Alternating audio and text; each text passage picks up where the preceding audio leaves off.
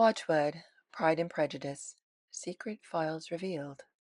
Written and narrated by C. Taylor. Edited to meet YouTube guidelines. To read the unedited version, please click the link in the description. Chapter 5.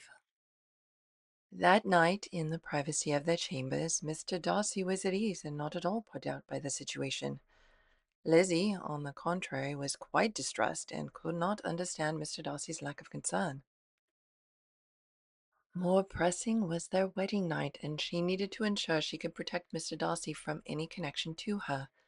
To accomplish this, she would need to prevent anything irreversible from taking place until she and Jane were safely away by morning. And yes, she had promised her lord to obey her husband.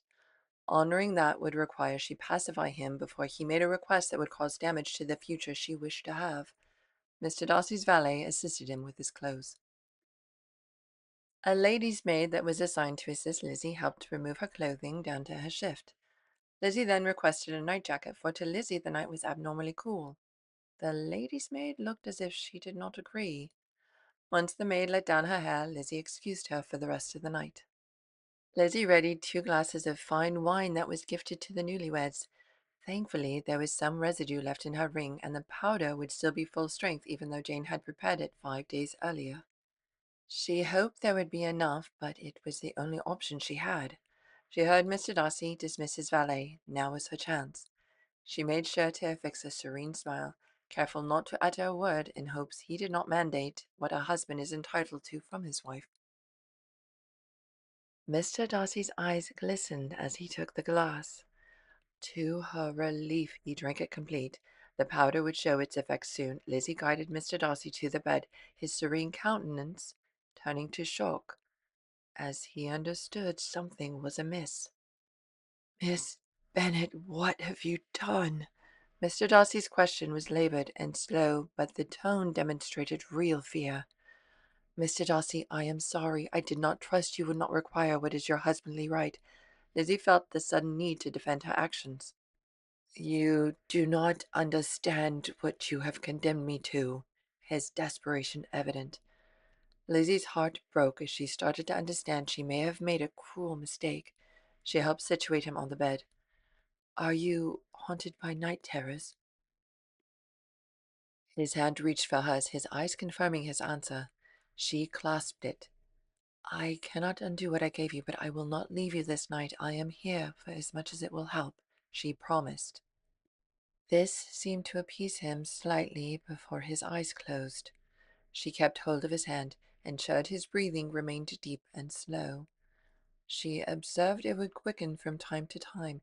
She would place a hand on his chest, whisper she was there, he was safe, and soon his breathing returned deep and relaxed.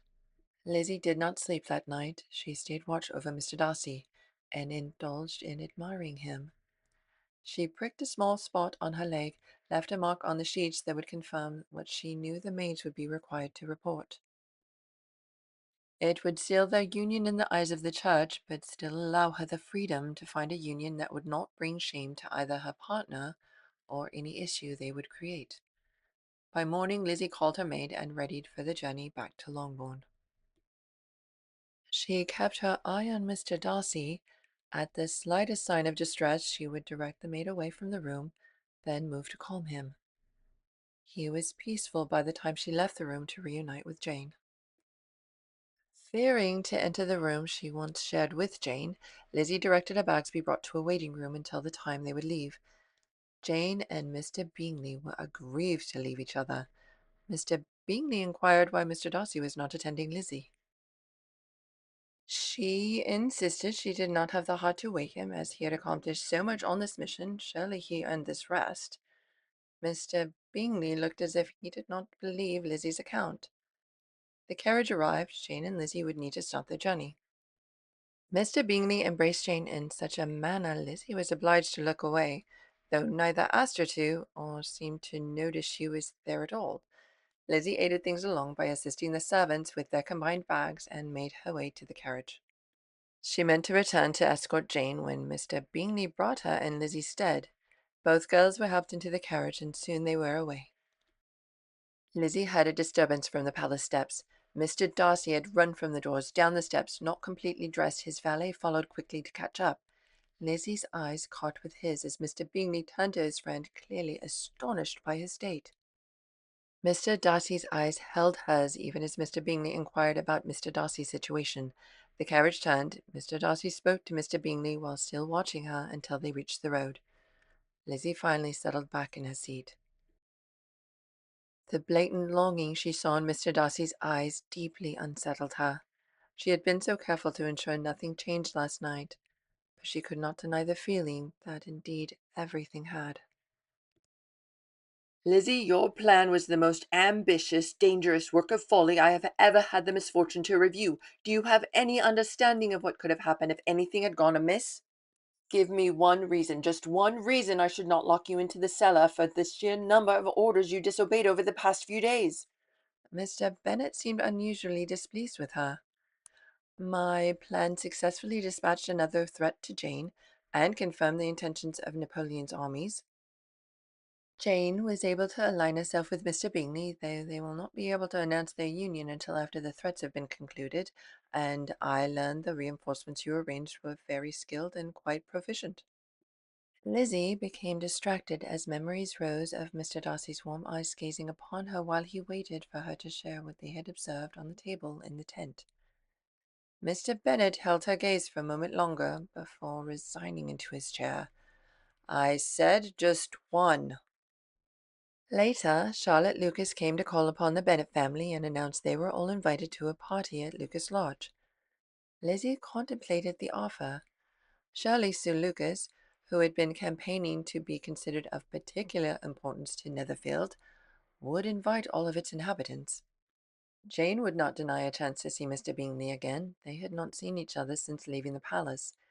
Lizzie was sure she would not find sufficient reason to persuade Jane otherwise, therefore she would also be going to the party.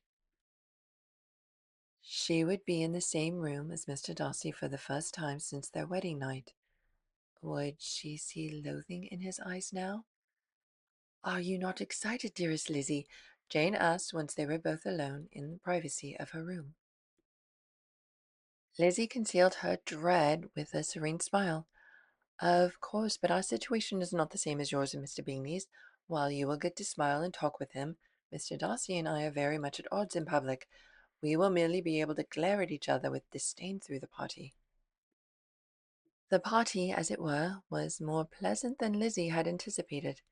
She was asked to play and sing as the guests began to arrive. She made sure to subdue her excellent talent when on display in their village, seemingly merely passable by anyone with a true ear for the art. She had trained to a level she could present herself to the highest of court performances for use on more than one mission, and was careful to conceal this when with people of close connection. It was midway through her second cantata when she sensed the Netherfield party arrive. Jane and Mr. Bingley quickly found a quiet corner of the room, and Lizzie would not be surprised if they were content to remain there for the duration. Lizzie contented herself with playing one more song before Mrs. Hurst requested an opportunity to present, and with pride demonstrated her superior skill and proficiency. Lizzie noted she was slightly flat on the higher notes. To her relief, it was announced a regiment had moved to Hertfordshire to winter, and there were many opportunities for conversation that did not include Mr. Darcy or Mr. Bingley's sisters. The colonel, his wife, and several of the officers were invited and in attendance. Lizzie felt fortunate for the distraction from Mr. Darcy's frequent glances, as she was unsure how to address him in such a public setting. "How are you finding Hertfordshire, Colonel?" Lizzie inquired. She kept her conversation easy as she reviewed the room. All the officers were disinterested in anything that did not include conversing with any single lady in the room. Very appropriate mannerisms, nothing amiss. "We have been very well received." Lizzie could not help but steal glances at Mr. Darcy as her eyes moved subtly around the room. Unable to bear the disdain he must feel for her, she looked away just as quickly. "When you are settled, will you give a ball?" Lizzie extended the challenge. Another opportunity to review the new gentleman in town. She would also alter her walks to observe the training grounds for the soldiers. Lydia, who was close, loved the idea so much she entreated Mary to play something to which they could dance. Mary, who had neither genius nor taste, was glad to purchase praise and gratitude by Scottish and Irish airs. Positions in the room changed as many moved to dance, including the Colonel and his wife. Lizzie shifted to stand by her friend Charlotte. She overheard her mother loudly boasting of Mr. Bingley's 5,000 a year, and that he clearly preferred her Jane over any other girl in Meryton so many times she lost count. The loud laughter from her sister Lydia echoed through the room that could scarce accommodate the dance she had insisted upon. She noticed Mr. Darcy stiffen at every uncomfortable and impolite action from her family. She hoped he would recognize that any public alliance between them would be a liability to his respectability and easy life. Charlotte glanced toward Jane and Mr. Bingley. "It seems Mr. Bingley remains quite content to spend time with Jane," she observed. "Charlotte, you have no idea. She does seem to like him very much. His happy manners have put her quite at ease with him." "Perhaps too at ease. In 9 cases out of 10, women had better show more affection than she feels." "Bingley likes his sister undoubtedly, but he may never do more than like if she does not help him on." "That was not the issue, but this is their concealment. But she does help him on as much as her nature will allow, and her safety. If I can perceive her regard for him, he must be a simpleton indeed to not discover it too. Hopefully Mr. Bingley would realize she was assisting with their concealment and not punish her for her words. Perhaps it was time to change the direction of the conversation. Remember, Eliza, he does not know Jane's disposition as you do, and he does not see enough of her with only a few hours at a time to discern. He may miss it or find another that shows more interest if she does not help him along." "Oh, dearest Charlotte, that is definitely not the problem. Before she understands his character, before she's even certain of her own regard for him, Jane had done all Charlotte had described, which to Elizabeth seemed complete folly, but Charlotte was in agreement. Might she be wrong? "Well," said Charlotte, "I wish Jane success with all my heart, and if she were to marry him tomorrow, I should think she had as good a chance of happiness as if she were to study his character for a 12th month. Happiness in marriage is entirely a matter of chance.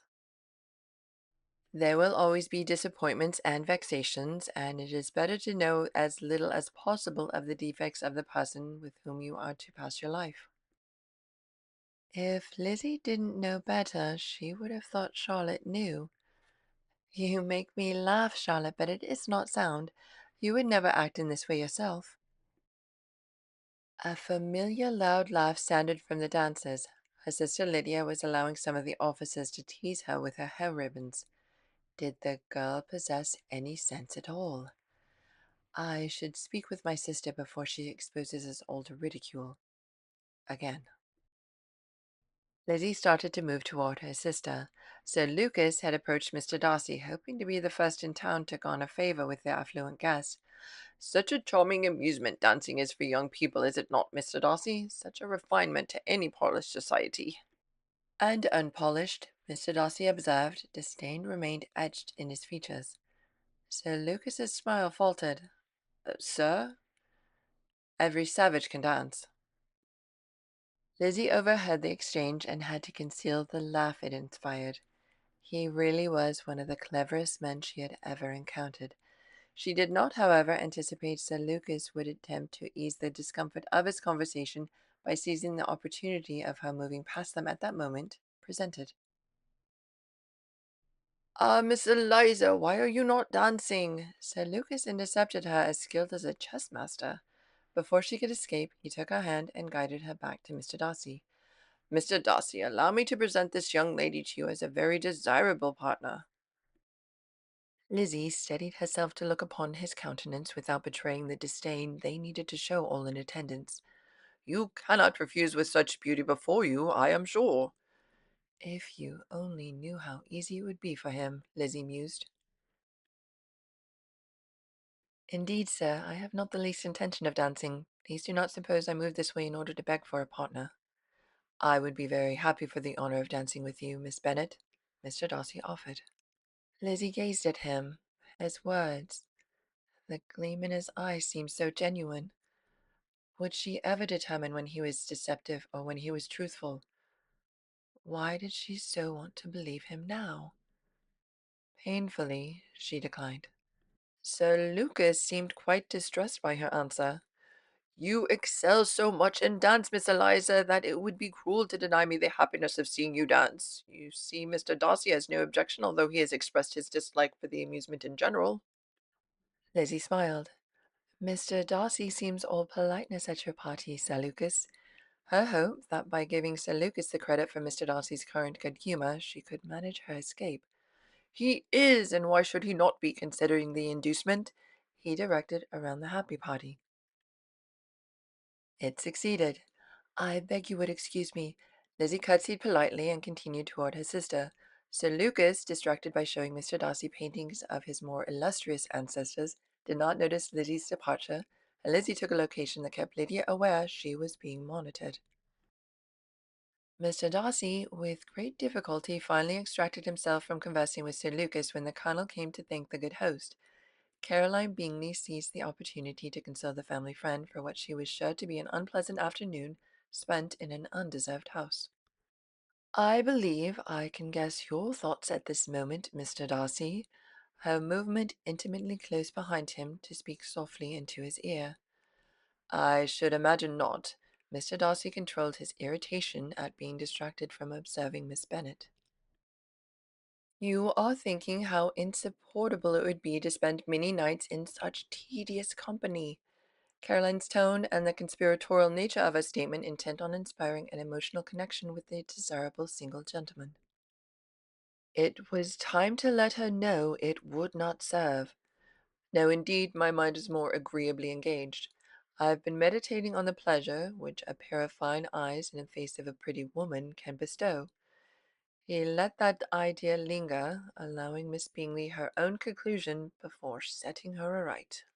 Miss Bingley immediately fixed her eyes on his face and desired that he would tell her what lady had the credit for inspiring such reflections. Mr. Darcy replied with great intrepidity, Miss Elizabeth Bennet's.